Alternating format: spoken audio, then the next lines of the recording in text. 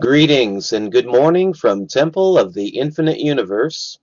This is Frater Ralph, and this morning I'm going to spend a couple of minutes to talk about our outreach, an outreach that we are calling Temple of the Infinite Universe.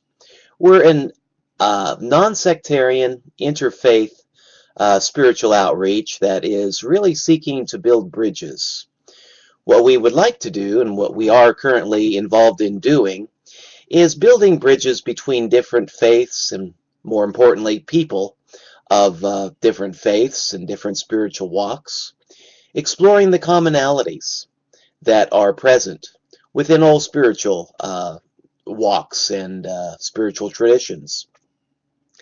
A lot of times we get bogged down doing heavy theology, thinking that, one spiritual walk is better than another spiritual walk. Getting into discussions like my God is better than your God sort of thing.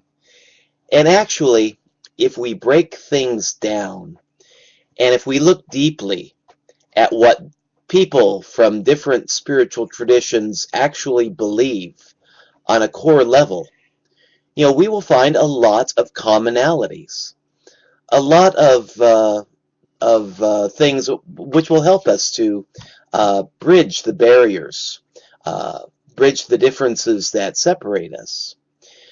One of the major building blocks of unity, one thing that can be used to bridge the differences between folks of different religions, and I don't really care, what religion we're talking about, be it Christianity or Judaism or Islam or Hinduism or Buddhism. One major building block of unity that we all share is the building block of love. The Christian Bible says that God is love, and those who love are of God, and God abides with them. The Epistle of John goes on to say that whoever says that he loves God and yet hates his fellow human being is a liar. For how can a person love God whom they have not seen, and yet hate their fellow human, which they have seen? Buddhism speaks much on this same level. In Christianity, love is spoken of in the terms of agape, which is fancy Greek for unconditional love. Agape love is the unconditional, totally unmerited love of the divine for others. And it can also be said to be the love that we here on earth are called to develop and to have for our fellow beings. A form of love which is totally unconditional and unearned. It's just simply freely given.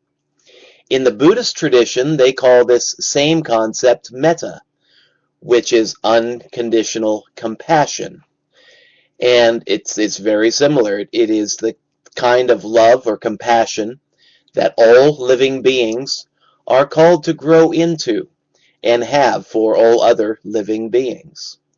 In the Jewish tradition, we call this Hesed, which is God's deep, abiding love. I really don't know what's called in the Islamic tradition, but I know it's there. I've listened to enough Islamic speakers to know that they speak much the same way concerning love. And what we do when we get into theology, which is too deep, too much of the mind and not enough of the heart, is that we begin to construct barriers between folks of different faiths and different traditions. And we begin to idolize those barriers. We forget all about the love of God for creation and the love of God for humanity and the love that we are supposed to have, for God and for our fellow human beings, no matter what religion, if any, they identify with. And we get so wrapped up in our own theology, which is, a lot of us like to think that our theology comes straight from God, and it doesn't. It is based on one scripture or another, or one philosophical school or another, carefully crafted by human beings and then set out there for mass consumption, with the majority of the people thinking that this theology originated, in the teachings of the divine. But actually, these are teachings that were carefully crafted from Scripture, but I would say completely 100% created by human beings.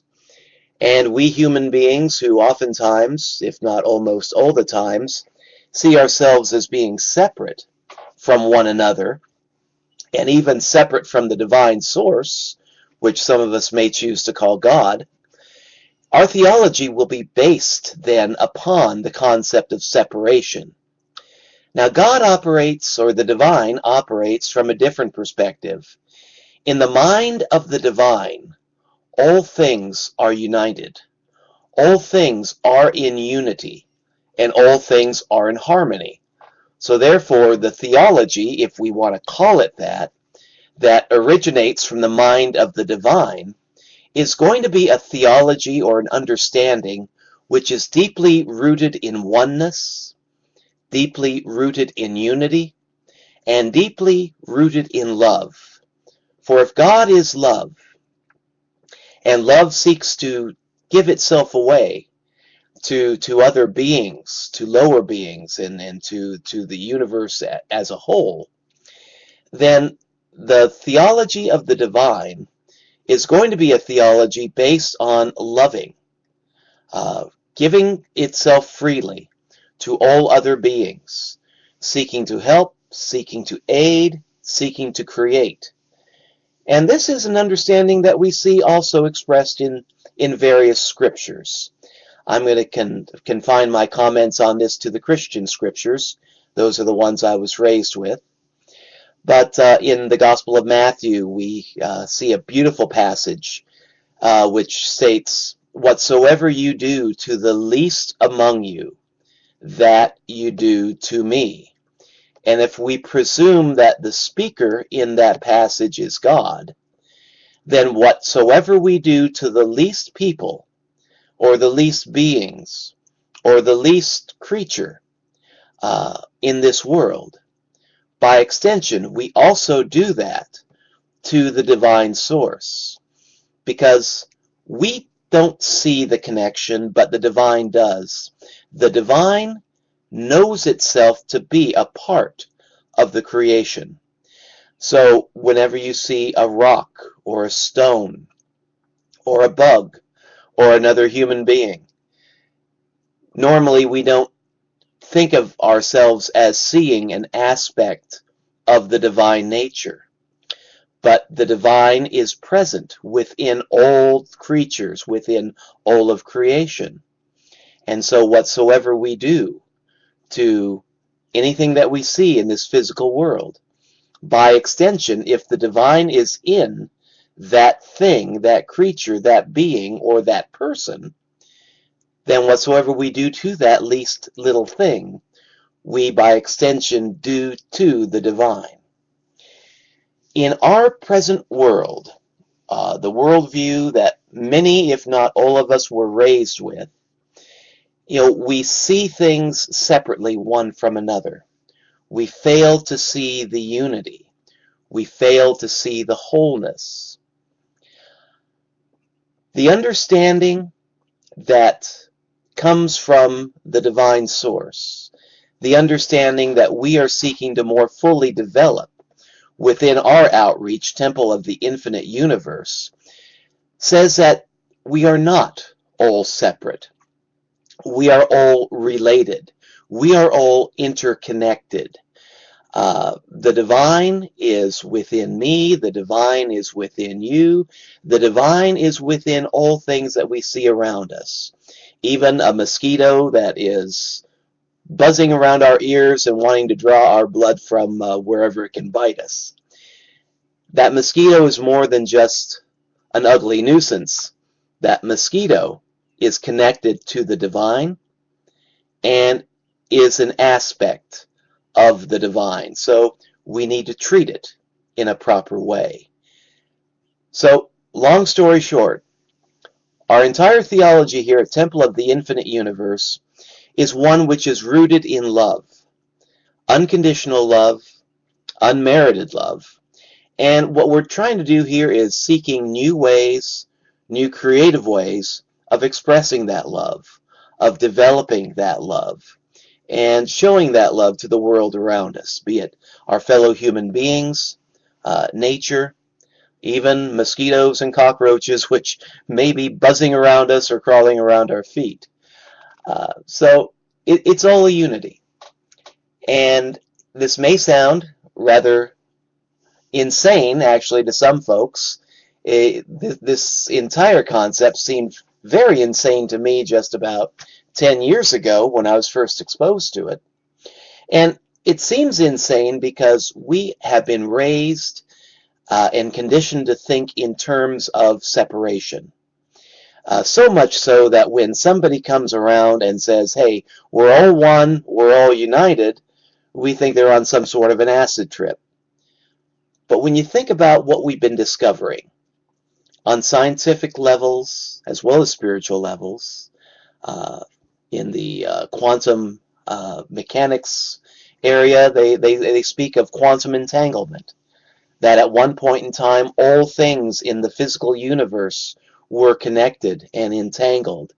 And now, today, what is it, some 17 billion years since the Big Bang, we still see evidence of this quantum entanglement in certain scientific experiments which have been carried out. So this is not just a philosophical argument. This is a spiritual reality, and it's even becoming to be known as a scientific reality, that all things are connected, all things are entangled, all things are essentially one. And we can choose to either consciously work with this unity and work together to bring about positive change in our world, in our communities, or we can just simply continue to ignore it, go our own way, and let the universe work out as it will with or without us. Choice is ours, whether we want to be conscious co-creators with the divine source or remain as unconscious individuals going through this world living out an illusion of separation. We here at Temple of the Infinite Universe seek to go down the path of awakening, becoming more and more aware of the oneness, more and more aware of the role that we play, not only in our own lives, but in the lives of others, and seeking new creative ways to help out and spread the love and spread awareness of the oneness.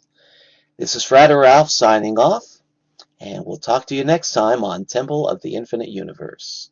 Well, here it's called Hermetic Temple, but out there in the internet world, Temple of the Infinite Universe. So until later, so long.